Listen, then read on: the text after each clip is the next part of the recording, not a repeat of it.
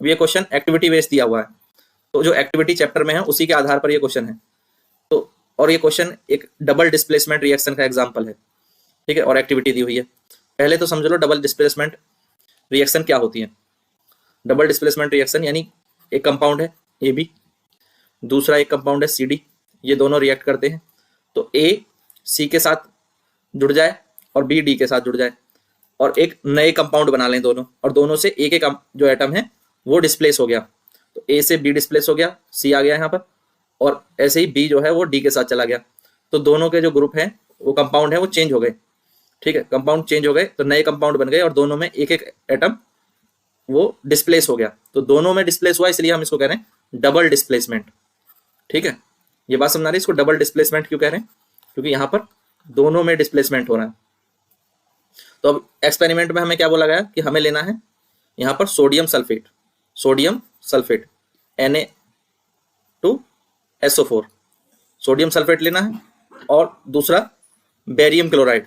क्या लेना है, बेरियम क्लोराइड BaCl2, और इन दोनों को मिक्स करना है और देखना है क्या होता है। एक्टिविटी ये दी हुई है, तो देखें, तो जब हम ऐसा करते हैं, ठीक है, तो क्या करते हैं कि हम सोडियम सल्फेट को Na2SO4 को बेरियम क्लोराइड के साथ मिलाते हैं BaCl2 के साथ, तो क्या होगा, ये बनेगा NaCl,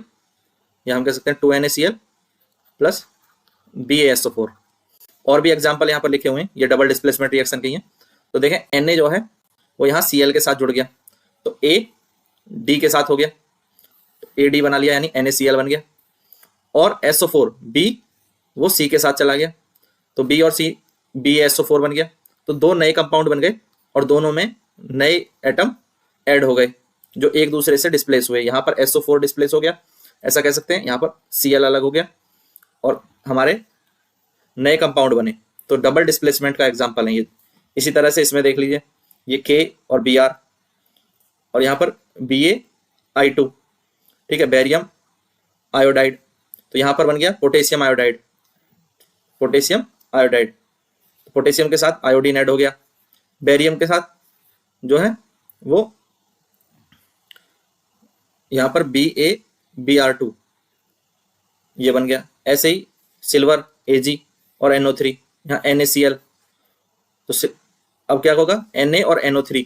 ये दोनों एक कंपाउंड बन गया, Ag और Cl एक कंपाउंड बन गया, तो AgCl NaNO3, इस तरह से डबल डिस्प्लेसमेंट रिएक्शन होती है। इससे आप याद रखो AB प्लस CD, तो यहाँ बन जाएगा AD प्लस